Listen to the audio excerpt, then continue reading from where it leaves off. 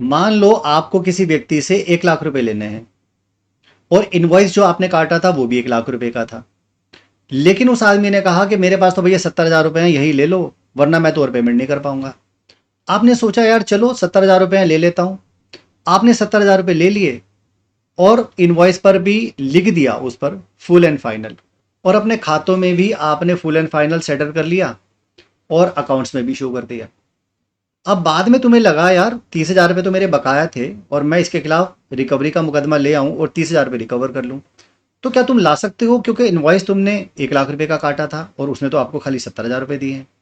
क्या ऐसा कर सकते हैं? नहीं कर सकते।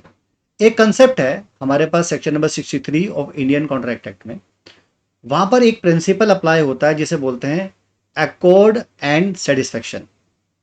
कहने का मतलब यहां पर यह है कि मान लो आपका जितना पैसा बनता है, अगर आप वो बाकी पैसा छोड़ दो उस आदमी को और जितना मिल रहा है उसमें ही अपनी तसल्ली कर लो और सेटिस्फेक्शन कर लो, तो फिर कानून ये कहता है कि बाकी जो पैसा आपने छोड़ दिया उसे तुम रिकवर नहीं कर सकते।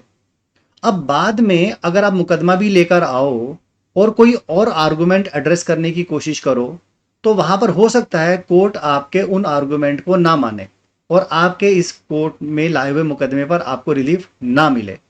इसी तरह का एक मामला कोर्ट के सामने आया है दिल्ली हाई कोर्ट में।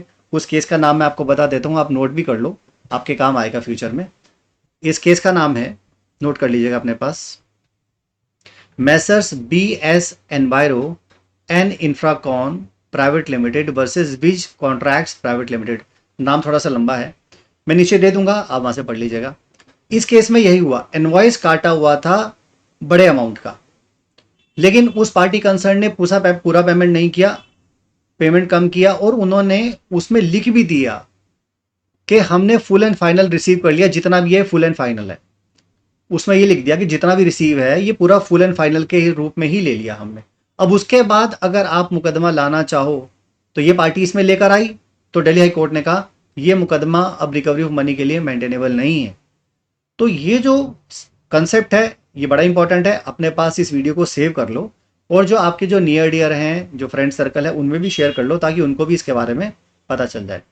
और आने वाले जो जुडिशियल एग्जामिनेशंस हैं स्पेशली एचजीएस में, ये अकॉर्ड एंड सेटिस्फेक्शन का जो कंसेप्ट है इससे रिलेटेड सवाल भी बन सकता है, तो अपने पास उसे भी सेव कर लो जो लोग जुडिशरी की तैयारी कर रहे हैं।